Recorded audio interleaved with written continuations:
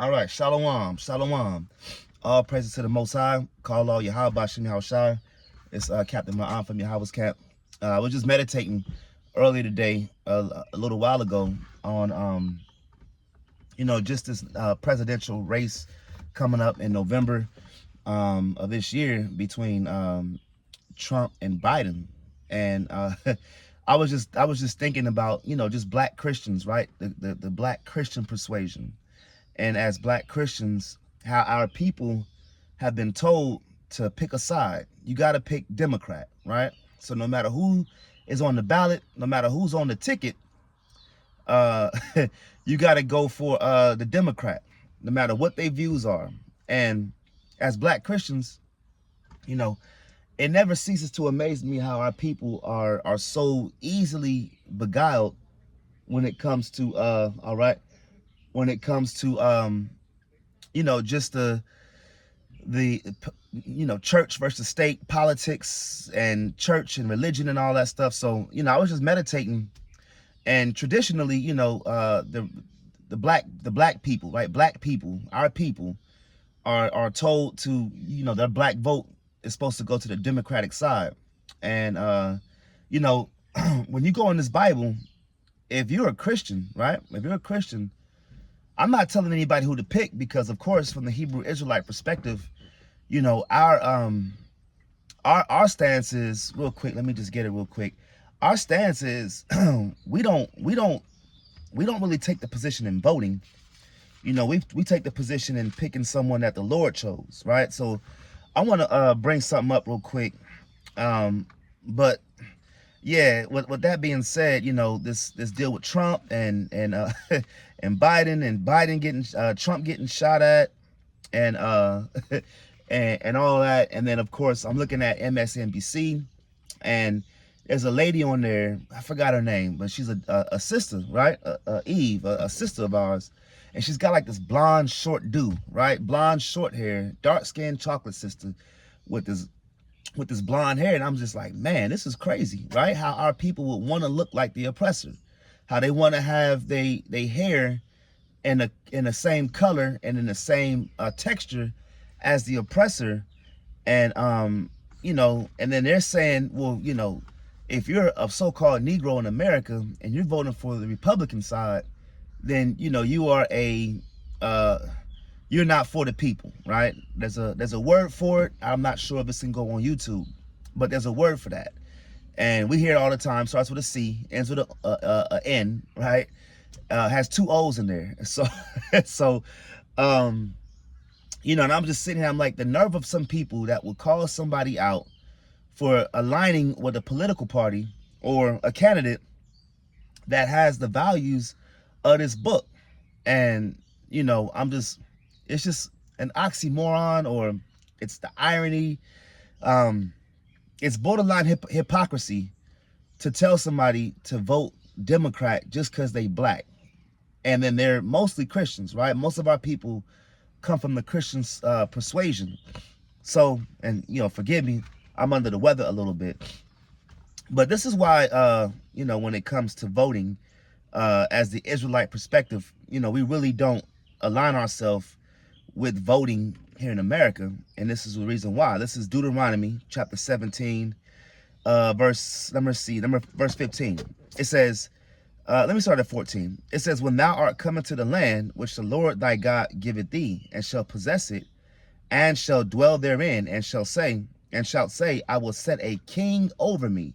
Now I'm gonna stop right there, right? When you go into the understanding of a king, the king's is to rule the people, to govern the body, to be that leader, right?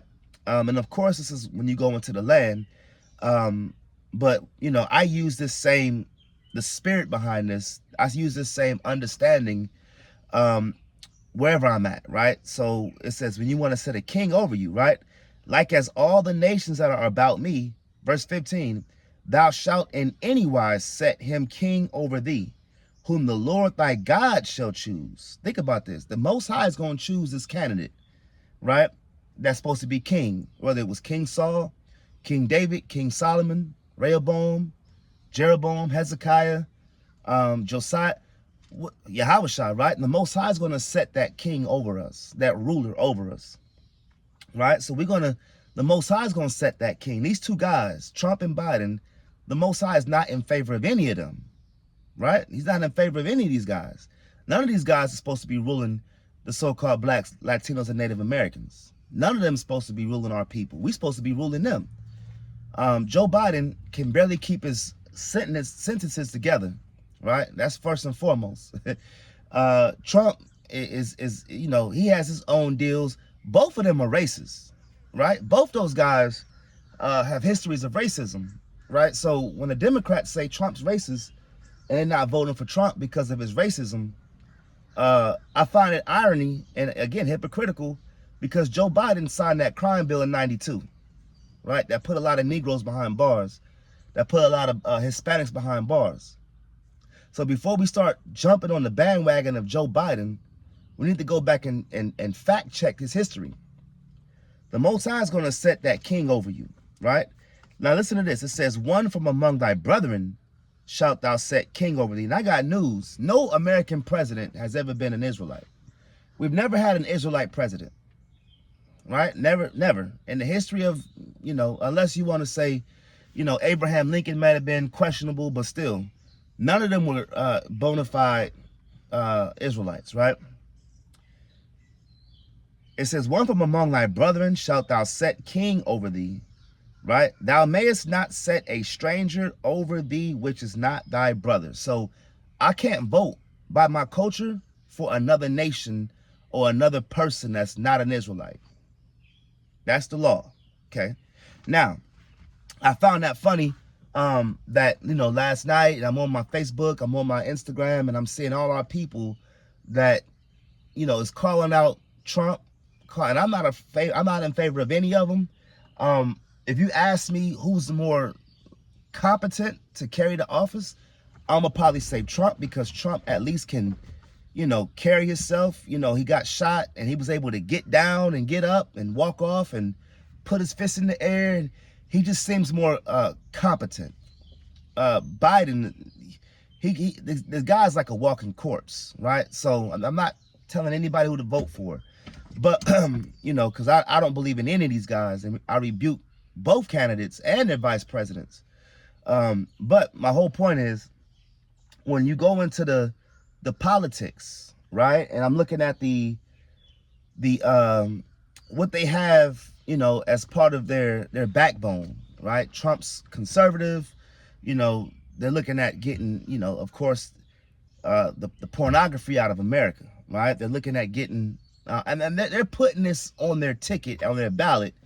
Are they going to follow through? I don't know, but at least they're taking that position. That's their position. All the things that the Bible kind of hold true, they're holding that on their ticket. That's their position. When it goes to Joe Biden, they're what they're looking at, their position is more the opposite of the Bible. Their position is, love who you love. Their position is same-sex marriage. Their position is, now mind you, both of them are have history of racism. Their position is, before you know it, right? Are they going to push in pedophilia? Are they going to push in all these different agendas that's contrary to the Bible? So for black Democrats to pick the side of the Democratic Party because their mommies told them to, their daddies told them to, is irresponsible. And I got a question for the black voter that's a Christian. Are you looking to put aside your biblical position in the name, right, of your political position? As a black person, as a black Christian in America, are you looking to put your religious position to the side for your political position? Because if you choose the side of the Democrats, and these Democrats is pushing heavy the LGBTQ, and they're pushing heavy pornography, right? The Republicans, they're looking at canceling pornography here in America. And I support that. right? I support that. No porn in America should be allowed, especially if this is a nation built on the values of the Bible. No pornography should be allowed here in America. No LGBTQ and pedophilia should be allowed in America. You know, when you look at the foundation of this Bible, you got to put your personal feelings to the side and take the side of the Most High Yahweh, right? And I like that. I like that because the Democratic Party, especially you black Christians that's voting for Trump, and you know he's not biblically sound, right? You're going to have a problem. This is, again, you know, just Salakia, I'm a little under the weather. This is Joshua, and I'm going to end it right here. This is Joshua 5:13. Listen to this. And it came to pass when Joshua was by Jericho, that he lifted up his eyes and looked, and behold, there stood a man over against him, with his sword drawn in his hand. And Joshua went unto him and said unto him, Art thou for us or for our adversaries? So remember, if you know this account, or if you know just the context of what's going on, our people, right, the Israelites, was going through a lot of, back and forth with other nations, fighting, infighting, all these things, right? So that's the adversaries that Joshua was asking this man, whose side are you on, right? Now, this is what he said, the angel, or yeah, I said it's the angel. And he said, Nay, but as captain of the host of the Most High am I now come. So basically what he's saying is that I'm on no one's side. I'm only on the Most High side.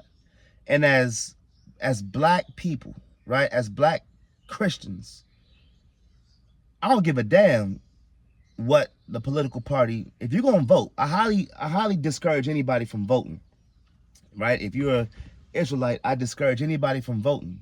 However, if you're going to vote, you should pick the side of the Most High and let the chips fall where they at. So if this candidate is teaching Christian values and the laws of the Most High, pick him. What side are you on? Whose side are you on, black man? Are you on the side of the black man? Are you on the side of the Democratic Party? Or are you on the side of the Most High? I'm going to end right there. Shalom.